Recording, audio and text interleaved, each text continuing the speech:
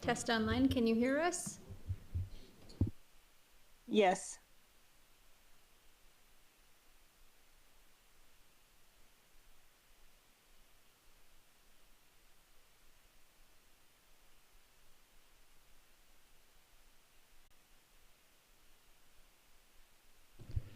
Good evening, everyone. I'd like to call this November 19, 2025 meeting of the Albuquerque-Bernalillo County Water Utility Authority to order.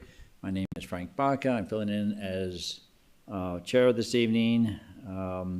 Chair Pena, Member Sanchez, and Member Benavides are excused. Member Barbara Baca also has it will be online, join us online, but has to leave early. And I believe Member Sengel is also joining us online. So we do have a quorum. We would like to have a moment of silence, and then I will lead us in the Pledge of Allegiance.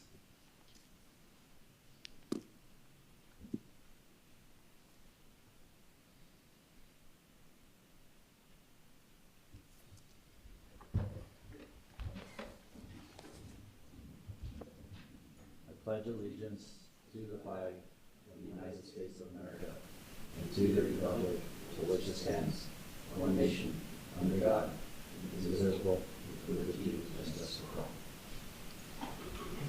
Thank you.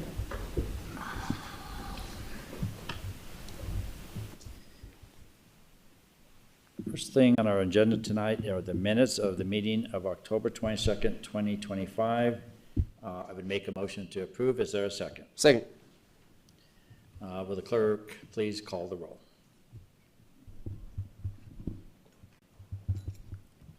Samantha Sengel, Yes.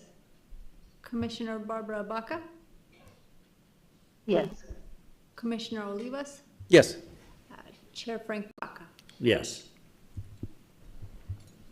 The minutes passed. Thank you. Normally at this time, we'd have proclamations and awards, but I understand there are none tonight. So we'll move on to public comment. Ms. Solis, do we have anyone signed up to speak? Chair Baca, we do have one online, Elaine Hebert. I'll patch her in. Thank you. And as normal, we have a 3-minute limit to speak. Thank you, Ms. Solis.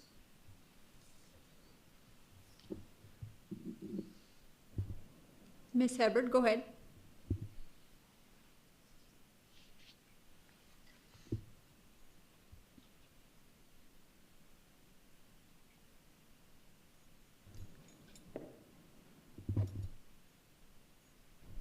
Ms. Hebert, go ahead.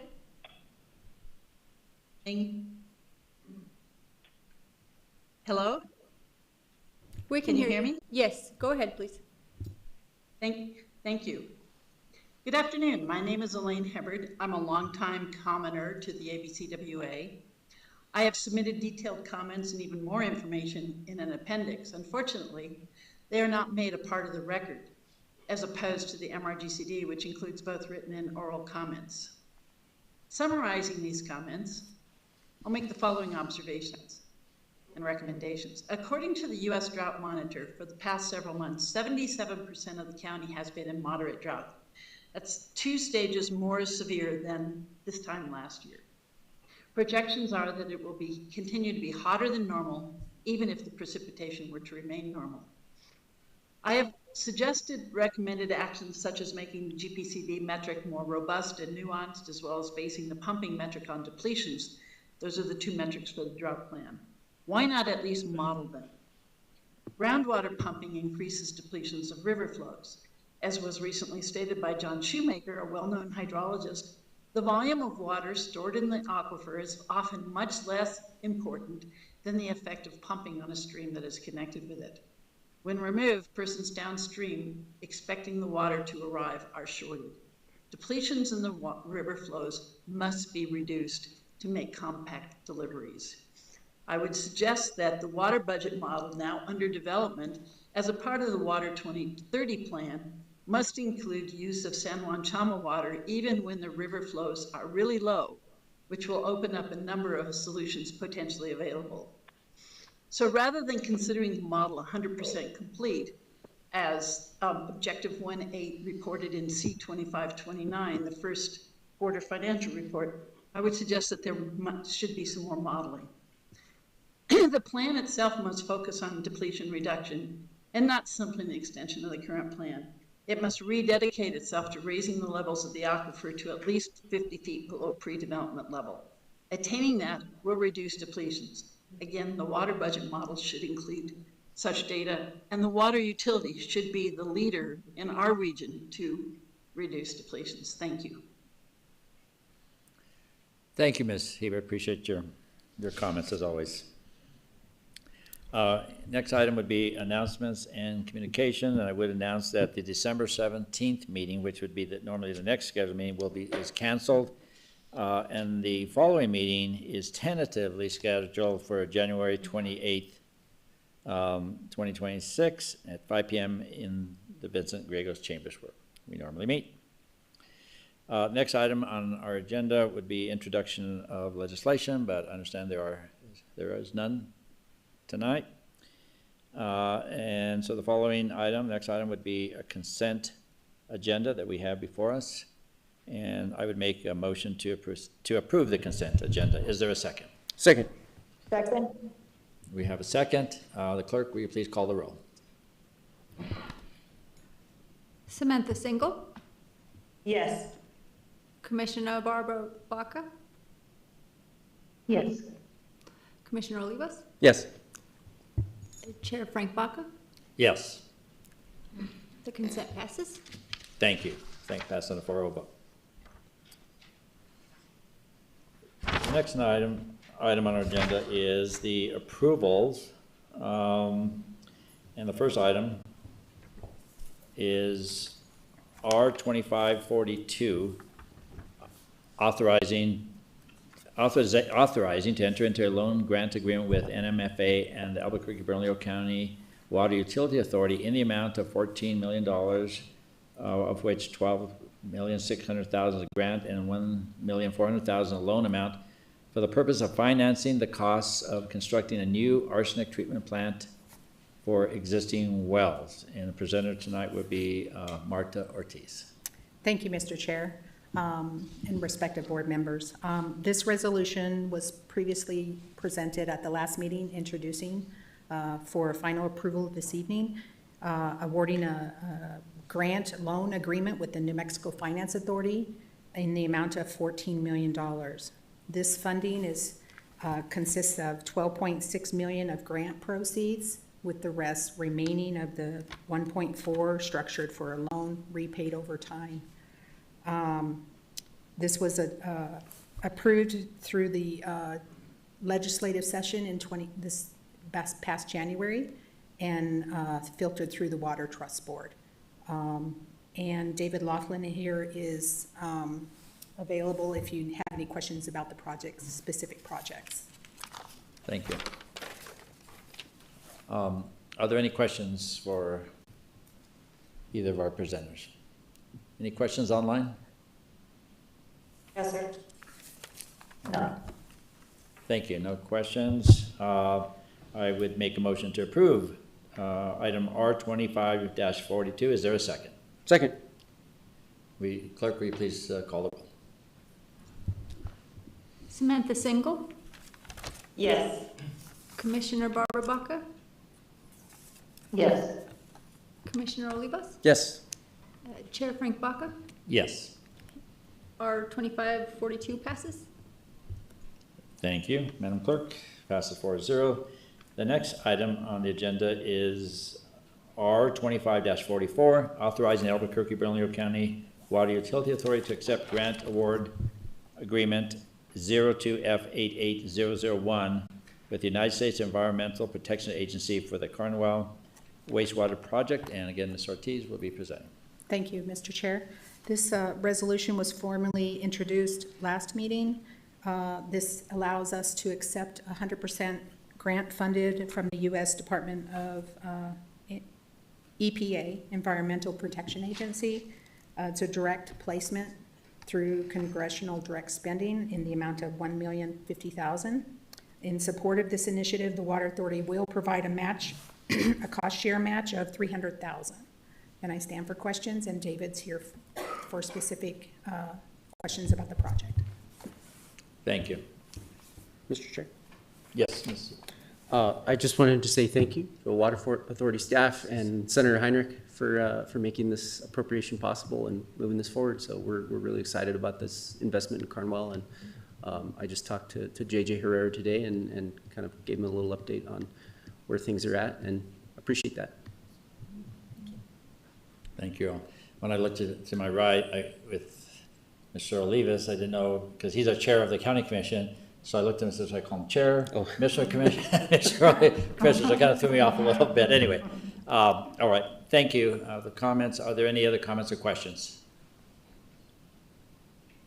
I'll make a motion to approve. And I'll second that. Madam Clerk, will you please call the roll? Samantha Single, Yes. Commissioner Barbara Baca, Yes. Commissioner Olivas, Yes. Chair Frank Baca. Yes. R 2544 passes. Thank you. Madam Clerk, 4-0. The next item on our agenda under approvals is item R 25-45, authorizing the approval of the storage agreements between the Albuquerque-Bernalillo County Water Utility Authority and Los Alamos County, City of Espanola, Town of Bernalillo, and Village of Taos Ski Valley for storage in Abiquiu Reservoir on Albuquerque-Bernalillo County Water Utility Authority easements and fee simple property. And Diane Agnew will be presenting. Chair, members of the board, a little bit of background on this. You have approved these previously. In 2024, the Water Authority signed a new contract with the Army Corps for storage at Abiquiu Reservoir. And as part of that contract, we are required to enter into agreements with San Juan Chama contractors who are storing in Abiquiu on the storage easement and fee simple property we acquired as part of that contract. So all of these are to bring us into compliance with that requirement of our contract. These are the last of these agreements that require approval for us to enter into agreement. And then we'll just be tracking from here on forward. With that, I'll take any questions. Thank you. Are there any questions? Any questions? Anyone? Mr. Chair, just a question for clarification. Yes, ma'am. I want to make sure I heard correct. This is a continuation of our current arrangement, and we just are updating for the new contract term? These are actually all new agreements. We had not previously, well, I should take that back. We had agreements for these entities all the way until 2019 when they expired.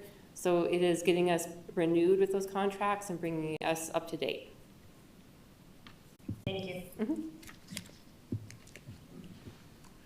Are there any further comments or questions? If not, I would make a motion to approve R 25-45. Second. Madam Clerk, will you please call the roll? Samantha Single, Yes. Commissioner Barbara Baca, Yes. Commissioner Olivas, Yes. Chair Frank Baca. Yes. R 2545 passes. Thank you, ma'am. Passed on a 4-0 vote. The next and final item under our approvals is C 25-29. And this is the FY 2026 first quarter financial report, and Susan Lender will be presenting. Thank you. Good evening, Mr. Chair and members of the board. I'm here to present the financial report, performance scorecard, and goals and objective results for the first quarter of fiscal year 2026, which ended September 30th. First up, our Q1 revenues came in at about $64.2 million, which represents 24.7% of our budget. So we're looking at a pretty strong start for FY 2026, and we'll continue to monitor these revenues as the year goes on. As some background for the revenues that came in, here's some information about the consumption build. And you can see for quarter one, we took about 12.5 million gallons as compared to the fourth quarter of FY 25, which was 9.8 million gallons. As for the general fund expenses, out of our budget of $264.8 million, Q1 expenses came in at $103.8. The majority of that were transfers to debt service fund. We have our big debt service payment due July 1st, and then also transfers to the CIP fund. Our O&M costs came in at about 30.8%, and which is a little bit over the 25% budgeted, but we do front end a lot of our insurance payments and also a lot of our IT contracts.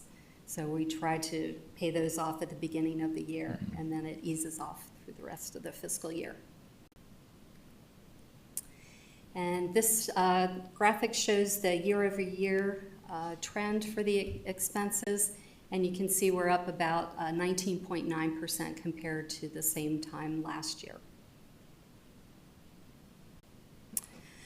Next up, our finance targets, our KPIs, our working capital. We opened with a $58.5 million general fund balance, which reflected the strong fiscal performance that we saw in FY25. And this aligns with our best practices, which is to keep about 2 to 3 months of operating expenses in our working capital balance. We do have reserves of $11.2 million, and this is for any emergency expenditures, unexpected risk claims, and state requirements for our SAF facility, our compost facility. Our days cash is through Q1 was 289 days, which is a little bit of a decline than we saw the year end, but that's because of the large debt payment that we made. So we'll start to see the days cash, as in years past, we'll see it pretty much climbing each quarter. So our debt service coverage ratios, we have our policy minimums that we set, and for Q1, we can see our senior lien is at 2.44. The minimum is 1.33, so that's very strong.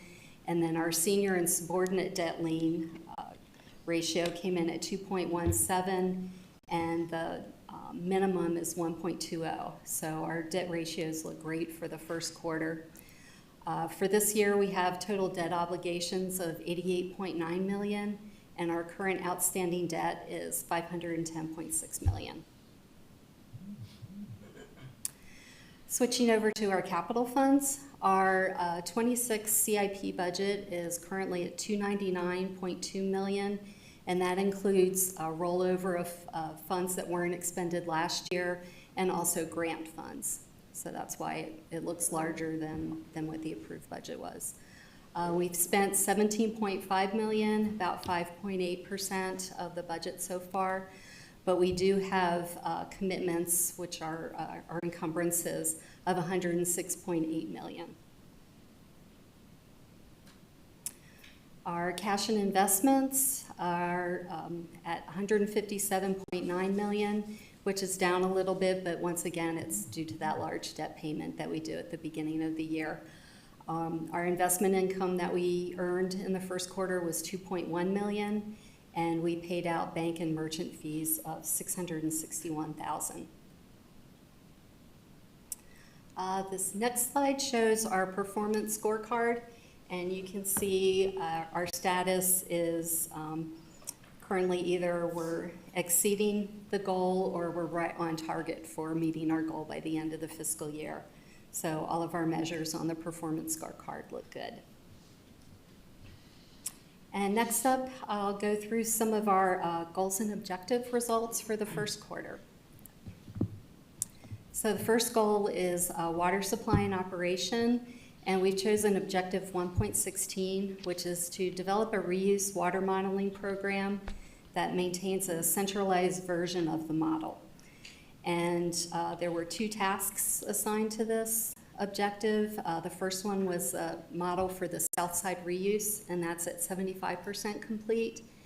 And then the model for the north non-potable system, there will be an assessment done in Q2. For goal number 2, our wastewater collection and operations, we've chosen objective 2.1, which is to seek recognition from NACWA Peak Performance Award Program for excellence in permit compliance. And I'm happy to say that we had 0 exceedances in the first quarter, so that was a great objective to meet.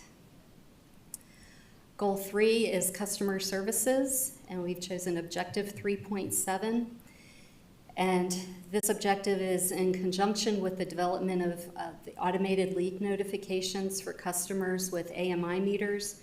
We want to launch a marketing campaign to encourage AMI customers to sign up for the portal.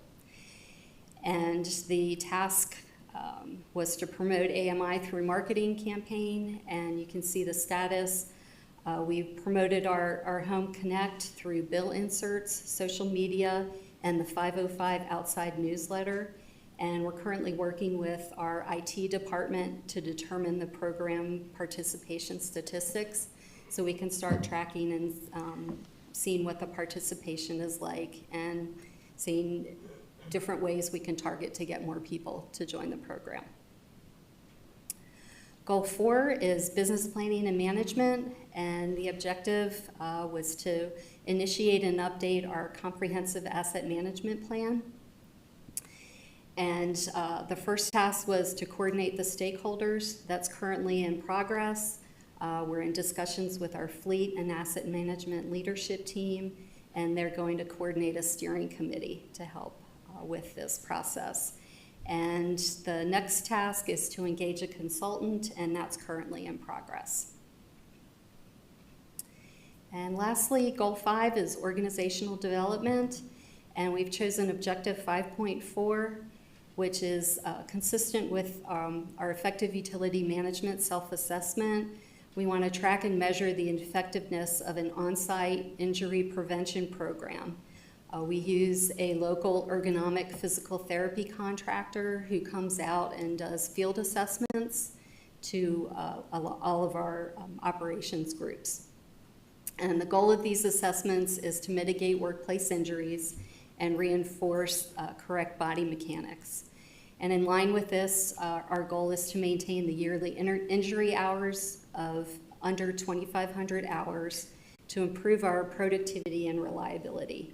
And as you can see, they've done 4 on-site ergo assessments. We've had 13 on-site job coachings. And so far this year, we've only reported 238 hours of injury for our employees. So we're looking really strong on this goal also. That's it for my presentation, and I stand for any questions or comments. Thank you. Thank you. Any questions? Commissioner Charles. Thank you, Mr. Chair.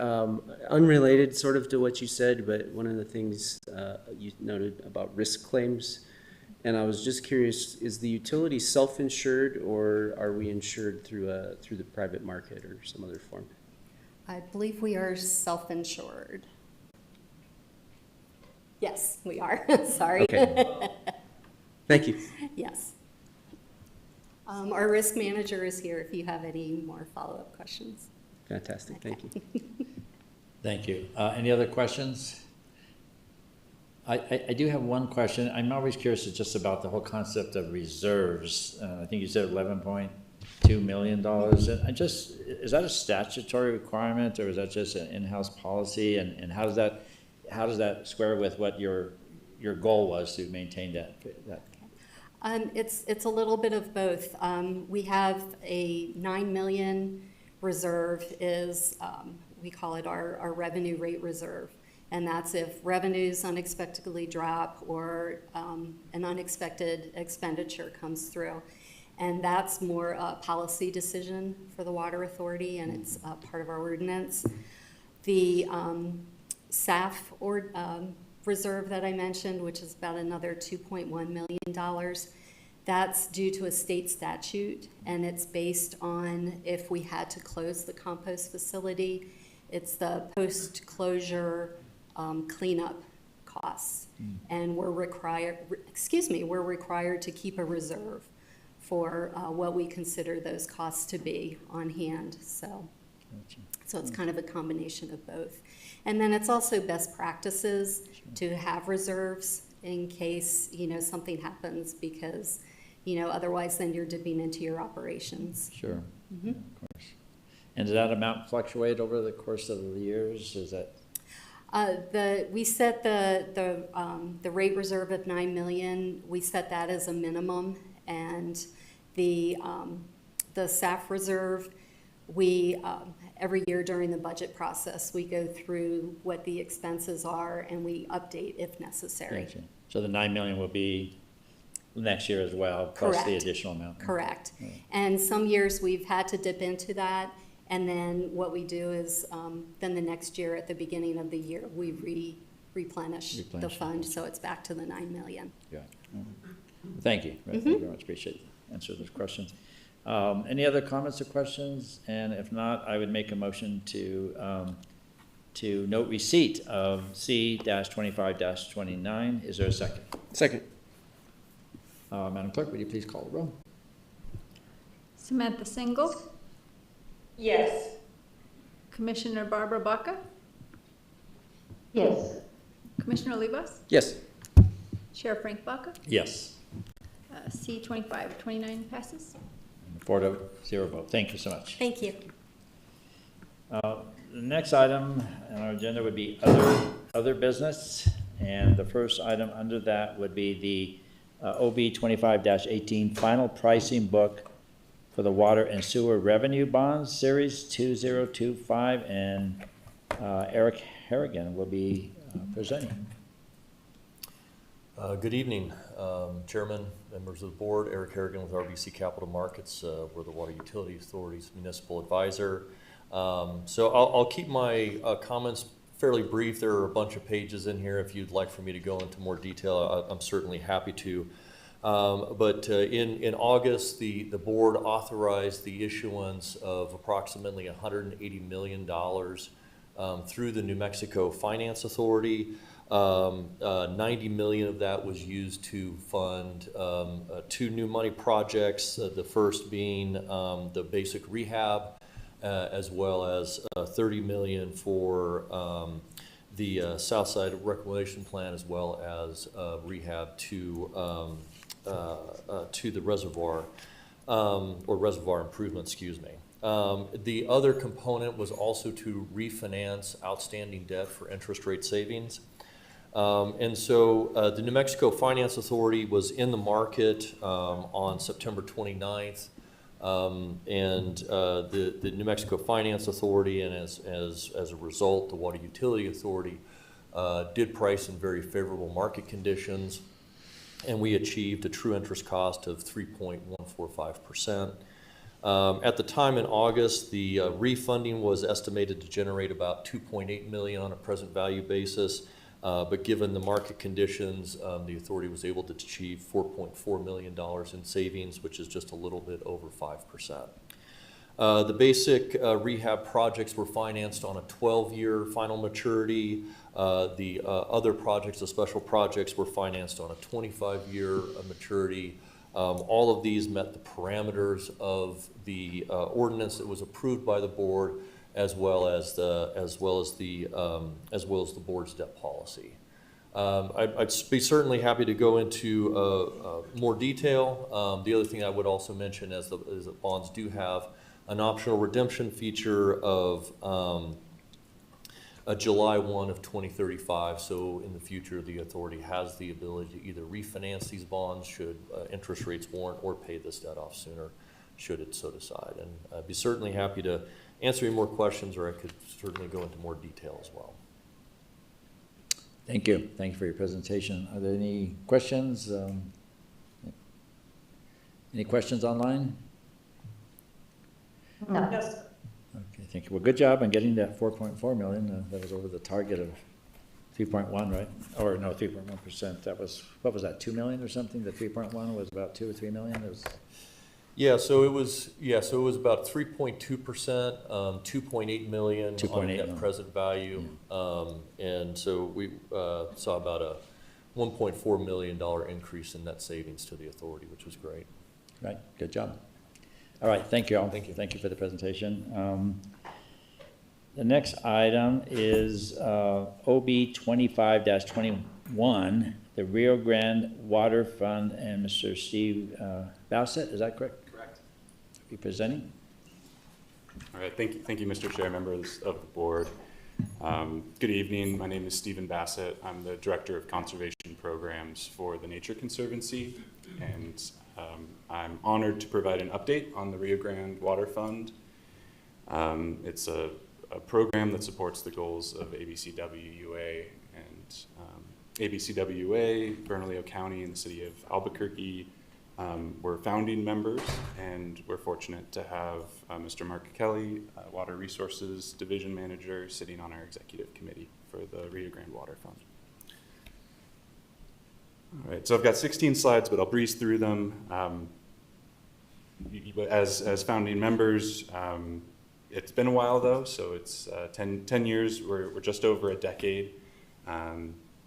And grateful for the opportunity to provide a little recap because it's been a decade, but also excited to focus on the future and what we have going on right now.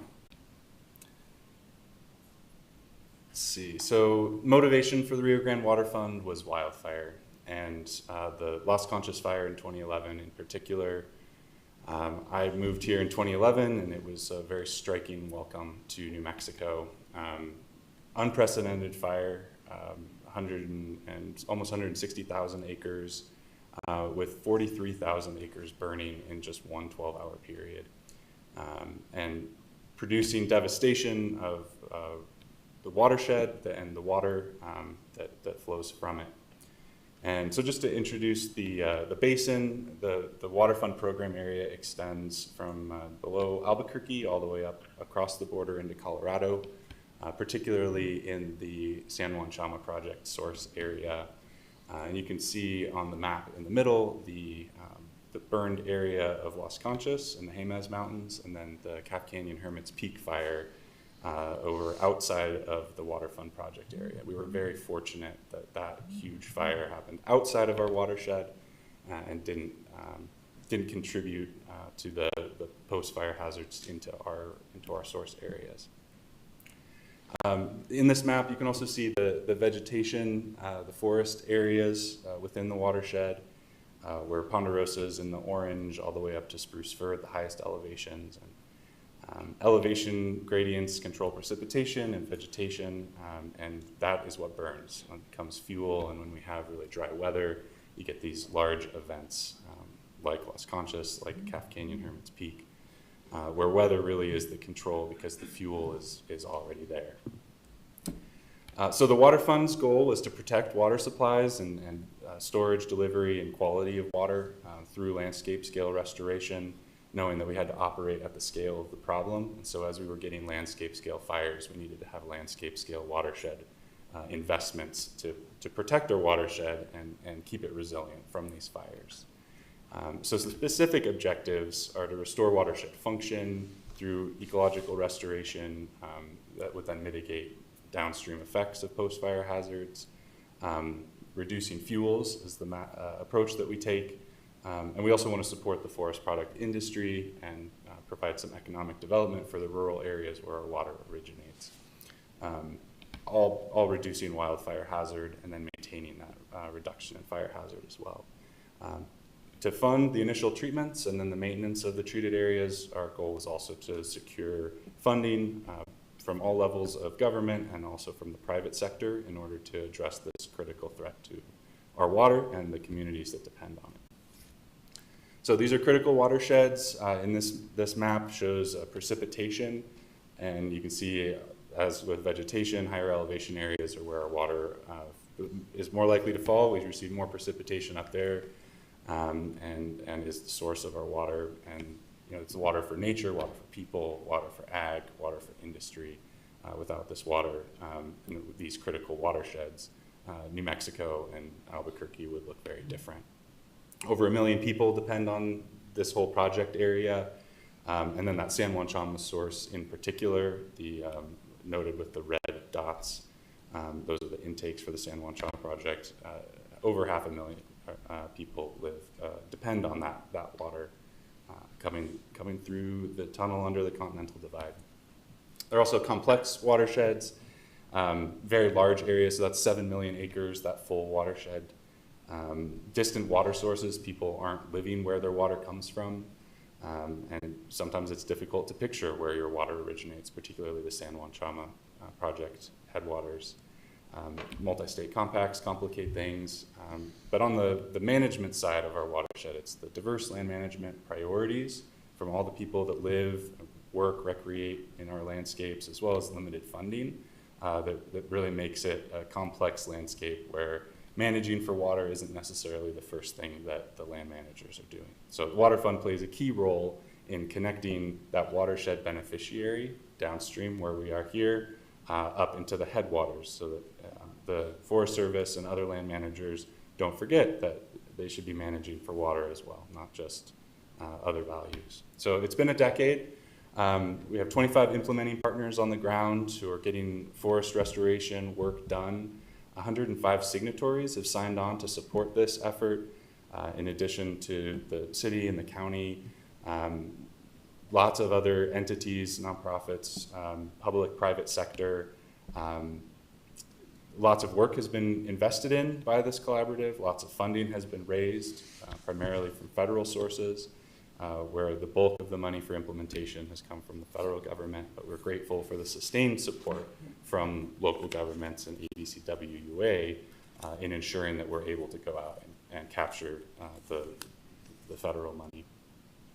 We're also supporting jobs through these projects on the ground, and in partnership with the U.S. Geological Survey, we supported over 1,000 jobs. So with all that investment, we wanted to know, have we been successful? So across the broad 7 million acre landscape, you can see the treatments that have been completed, not directly through the Water Fund, sometimes by signatories, across that whole landscape in black outlines. And then the effect on wildfire risk is noted in green. So you can see some shadows spreading out from where the investments have been made. In the picture on the left, you can see kind of 3 areas that have, one area has been thinned, one area has been thinned and had low intensity fire reintroduced to it, and one area is untreated. And following a fire, the untreated area, there's almost 100% mortality.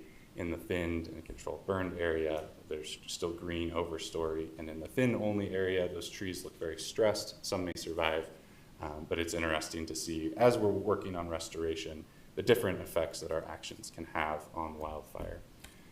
So these are the examples of the work that's being funded through the Rio Grande Water Fund.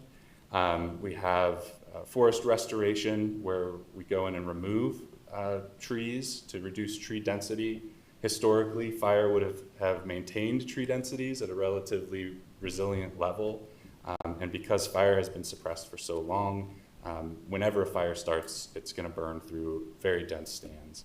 We're also reintroducing structural diversity, so it's not just a homogeneous stand where everything's even aged in the same species. Reintroducing this diversity allows fires to not just torch everything at high intensities, but to burn at various severities. And so we don't lose entire watersheds. And those are the approaches that we take. Hand thinning, very labor intensive. People go out and thin the trees on steep slopes typically. We'll also do mastication. We're kind of crunching up fuels so that they settle on the ground and then can either be burned with low intensity fire or break down over a couple of years in the higher, wetter sites. Mechanical harvest is something that has not typically happened in New Mexico. Our industry is struggling, but our hope is to reduce fuel treatment costs by rejuvenating our forest products industry. Long term, we're going to need to reintroduce fire or fire surrogates in order to prevent these fuels from reaccumulating. It's by far cheaper to burn every 15 years or so at very low intensities that can be safely implemented to prevent fuels from accumulating and needing to invest millions of dollars again in that initial treatment. Pile burns can also be completed in a much wider variety of conditions. Unfortunately, in some areas we have uncertainty on liability and jurisdiction over these burning practices, and we're working to clarify that so that we can reduce the costs and improve the safety of our fuels mitigation treatments. So for the next decade, we're going to focus on 5 main pillars. Initially, a decade ago, we did all of these things, but we hadn't articulated what we were managing for and how we were doing, how we were going to implement the water fund. We did all of them, but being able to manage each individually is a lot easier. So coordinating collective action to ensure that as beneficiaries, we're able to take care of the watershed that we use water from. We implement, so we take investments and we direct them to the highest return on investment places to reduce wildfire risk to water supplies. We influence others, so they implement in the highest ROI places and follow best practices for forest restoration. Strategic analysis is how we direct investments to those high ROI places. And then inspiring investment is finding the sources of money inside the basin, outside of the basin that we can direct to reducing this wildfire risk to our water supplies.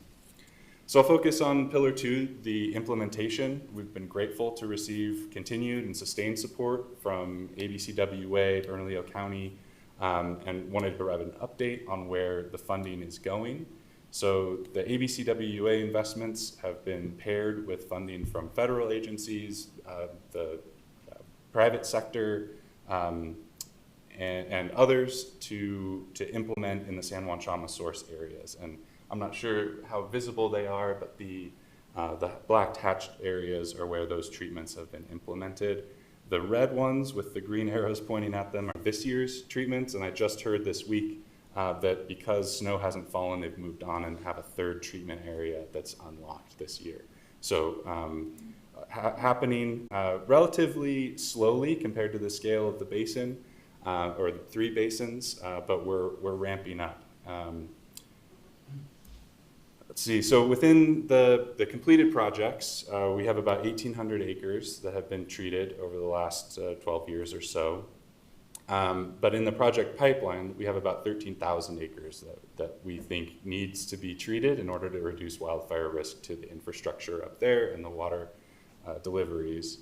And so we think that's going to take about $50 million, and we've already raised $9.8 million, leveraging the funding from existing sources to go out and attract federal money through the Community Wildfire Defense Program that's going to get us maybe 15% of the way there. We'll see. We're hoping to direct it over the next 3 years into this pipeline and get some big chunks taken out of the needed work here. Once we get in there and do the initial thinning, we're going to have to follow it up with annual maintenance. So if we divide, maybe every 15 years we need to revisit a stand, we think it'll take around $600,000 a year to do that annual maintenance, and that's for the foreseeable future, that those treatments will be needed in order to prevent fuels from accumulating again. We're still in that initial project pipeline, getting in and reducing the immediate wildfire risk, but long-term our goal is to have that annual maintenance figured out so that we don't have to worry about it every couple of decades. So how are we going to apply these 5 pillars into the San Juan Chama source area? So coordinating collective action, we're bringing together all the property owners across property boundaries, the Forest Service, all the other NGOs working in the ecological restoration space, the communities that are worried about wildfire risk, and coordinating collective action to reduce wildfire risk to all of those things. We're collecting funding from agencies and directing it to the highest ROI places. We're influencing others. We're using a planning effort to create NEPA plans that will hopefully allow thinning on the Forest Service lands in this landscape where we have not seen much investment, and then we'll be fundraising to treat those acres. Strategic analysis is like this example that I'm showing now, but we're going to look at the exact phasing that we should follow in order to have the maximum ROI. And then we're inspiring investment by going out and seeking revenue from some ephemeral sources, like the funding that flowed out of the previous federal administration. We were able to capture a ton of that because we had our catcher's mitt ready because of the decade that we've been investing in this. We were able to get that $9.8 million to pour directly into this landscape. So in conclusion, we accomplished a lot in the first decade. We have ambitious goals and a refined strategy to focus on these 3 source watersheds. And even though it seems challenging, and every year we hope that we've done enough or that there won't be a fire, and even though they're massive challenges, I think together we'll be able to start mitigating them, and working to solve these things is an honor that I get to think about, and grateful for the opportunity to share this update with you all. Glad to answer any questions. Thank you. Thank you so much. That presentation is really fascinating. It's one of the cool things about being on this board, is being able to hear these really interesting programs and projects that are so important to our community. Any questions at the board? No, sir. No, thank you. Board member Olivas, yeah. Thank you, Mr. Chair. So, you know, I've shared to the group here before, but you weren't here. Obviously, I had the opportunity to go up to Colorado with the 232 and actually look at this, and met one of your colleagues, I believe. Yeah. So I got to see this in action, and I think it's really, really important work.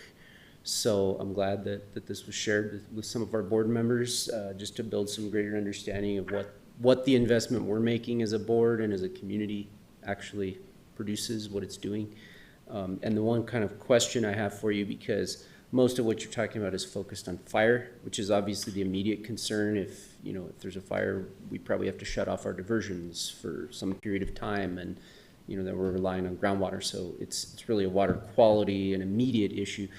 But do you have any data yet in the long run, and I know the scale is still fairly small, on more water actually, and I know it's hard to tell right now because we have climate impacts that are just reducing the overall water, but do we have the data that actually shows more water actually making it into our rivers and streams and watersheds because it's not being evapotranspirated by all these extra trees that shouldn't be there in kind of a natural landscape?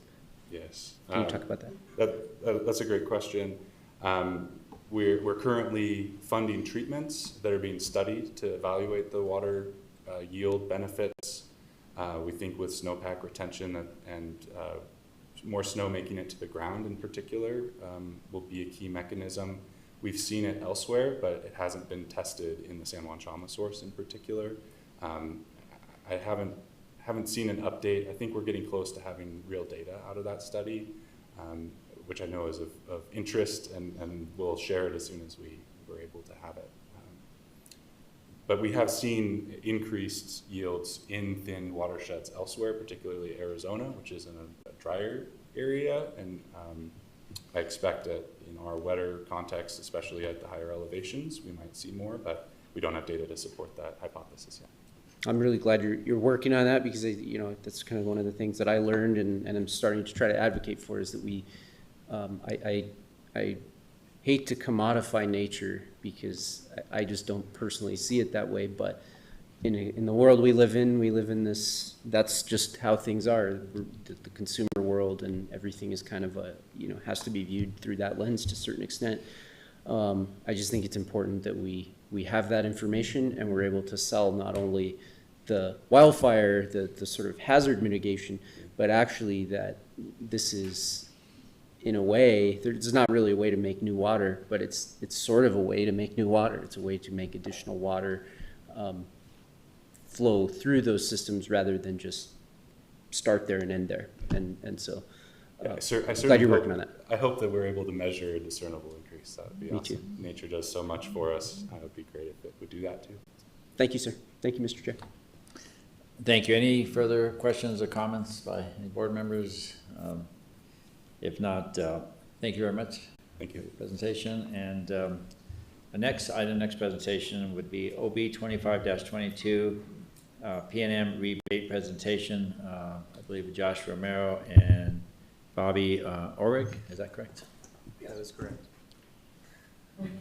Hi, Chair, members of the board. Thank you for having us tonight. My name is Josh Romero. I'm the Senior Strategic Account Manager at PNM, and I specifically manage the Water Authority as well as other customers. But my job is to help the Water Authority strategically use their energy, lowering your guys' overall electric bill, as well as helping lower your overall electric usage. It's a great partnership. I work with many of your, coworkers and many of your colleagues, looking at energy usage at many of your major plants. And I'm here to represent the total rebate amount that the Water Authority has been able to achieve for this calendar year. You guys have been able to achieve $327,248.25 as of this date, calendar year, from PNM. Most of that is from our Peak Saver program, which is a demand energy response program that PNM uses. The Water Authority is one of the highest, if not the highest, contributor to that program, so thank you for that partnership. It's a great program where PNM is able to call on our customers in the event of an emergency grid response program, where we can ask you to shed load on the grid just to help stabilize it. And you guys are one of our main contributors to that program, so I appreciate you that. And then the other part of that rebate is a VFD pump upgrade, which Bobby Orwick can help answer some of the questions on that. But that's part of our energy efficiency program. And it's money that we're able to give you for upgrading and installing more energy efficient products that help us use less energy on the grid and help you guys save money on your bill. So just wanted to present you with that. Again, $327,000 for the year. Hopefully next year we'll have a bigger check for you. But yeah, any questions on our programs or the rebates? Any questions, anyone? Any questions online? No, sir. Thank you for bringing that. No, thank you. Bringing that big check for Mr. Sanchez and Ms. Lander. Very happy to see that and look forward to even bigger check next year. Yeah, hopefully. Well, thank you so much for your presentation. Appreciate it. Thank you. Thank you. Mr. Chair, this is Commissioner Baca. I apologize. I have to go into my next meetings. Thank you so much for allowing me to participate virtually. Have a good evening. The final item on our agenda is the water report. Mr. Kelly, Mark Kelly. Good evening, Mr. Chair and members of the board. For tonight's water report, we're just going to go through the supply metrics and the drought triggers. In October, we were at 99% groundwater production. We have bumped that up this month in November with our water treatment plant coming online, but we don't have the full monthly data yet. The drought severity and coverage index is still at 277, where it's been for several months. But when we look at our groundwater pumping versus the goal, we are below our trigger points. We're at about 114% in groundwater pumping, and our GPCD is at 125. When we're looking at temperature and precipitation lately, things have been on the hot side in terms of temperature and precipitation. We are lagging behind where the Albuquerque area usually is in a normal year. We did get lucky and had some those large storm events actually increased we got a late allocation in the San Juan Chama project. For November, we got an extra 7,500 acre feet into into Heron out of the project for the whole project, and so that's going to raise us up from 31 to 39% of a normal firm yield for the year. Not expecting any more out of the San Juan Chama project in December, but I wasn't expecting any in November either. So there's that. When we look at our seasonal temperature outlook, things are likely to be above normal for temperature in the next 3 months, and precipitation is likely to be below normal precipitation.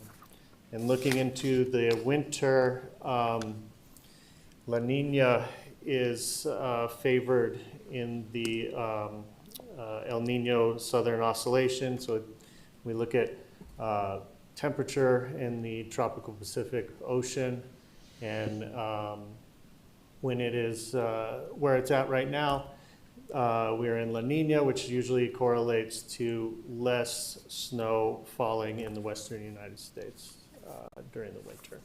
So that's not too encouraging, especially after last winter being pretty abysmal snowpack then. And that's all I have for the water report, and I'd stand for any questions.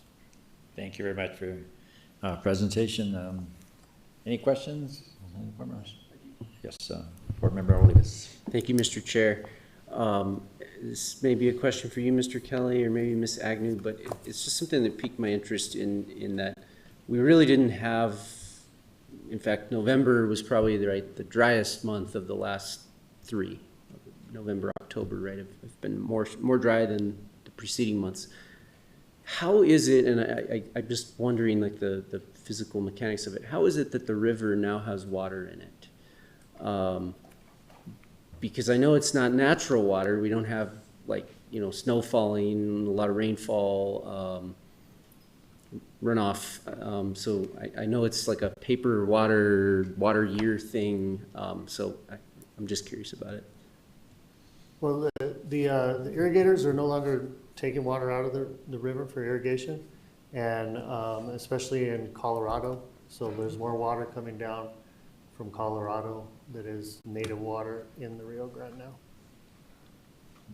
Huh. So it's really just lack of diversions. That's sort of just how Correct. much water is kind of being pulled out of there on a regular basis. So that is still water that's flowing out of what we just talked about, the headwaters. Mm-hmm. Interesting. Yeah, I Thank always you. think about that too, because I drive across the river every single day, and I don't know how many of you do, but it is, I don't know if there's anything more spectacular than driving across that river on Rio Bravo in the South Valley and seeing the river with water flowing down there with those cottonwoods, orange and red. I mean, I don't think there's a more spectacular sight in, anywhere. And the river is going to be bigger coming in November 30th.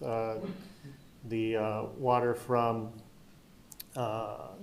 Abiquiu, the state is going to be moving what's called letter water from last year down to Elephant Butte. So we're going to see higher flows between the 30th and the end of the year as the state moves the water down for compact purposes.